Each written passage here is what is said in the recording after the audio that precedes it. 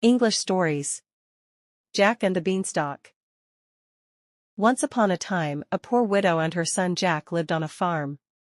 Jack's mother told him to sell their only cow one day. On his way to the market, Jack met a man who wanted to buy his cow. "What would you pay me in exchange for my cow?" Jack inquired. "I'll give you 5 magic beans," said the man. Jack grabbed the man's cow and handed him the magic beans.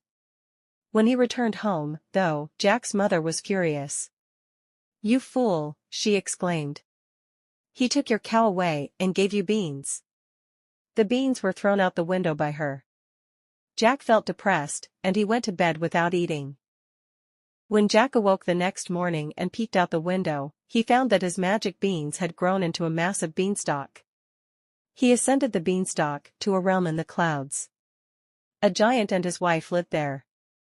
When Jack entered the house, he discovered the giant's wife in the kitchen. "Could you please give me something to eat?" Jack said. "I'm starving." He was given bread and milk by his kind wife.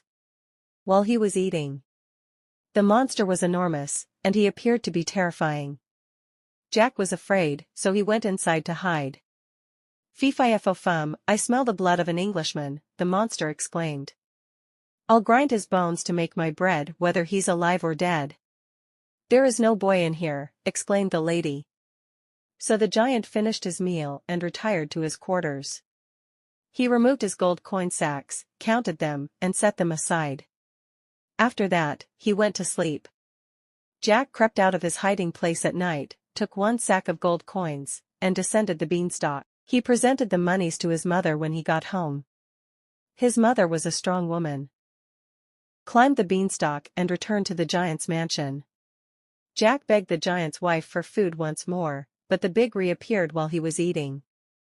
Jack jumped to his feet in terror and ran under the bed to hide. "Fee-fi-fo-fum, I smell the blood of an Englishman," the monster exclaimed.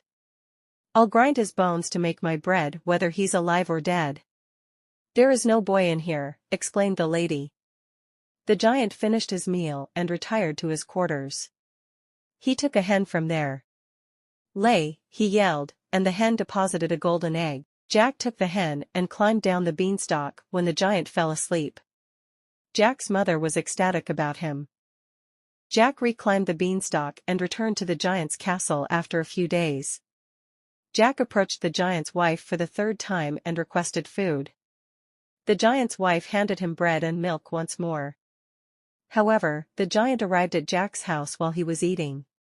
"Fee-fi-fo-fum, I smell Englishman's blood.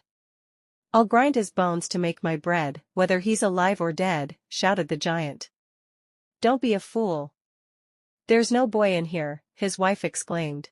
The giant possessed a magical harp with which he could perform wonderful songs. Jack had taken the harp and was preparing to escape while the monster slept. "Help, master," screamed out the magical harp. "I'm being kidnapped by a boy." When the giant awoke, he saw Jack playing the harp. He chased after Jack, enraged. Jack, on the other hand, was far too fast for him. He dashed down the beanstalk to his house. He was pursued by the huge. Jack dashed inside his house and retrieved an axe. He started chopping the beanstalk. The giant fell down and he died. Jack and his mother had become extremely wealthy, and they were able to live happily ever after. The moral for Jack and the Beanstalk would be: make the best of a bad situation, and when opportunity knocks, take advantage of it.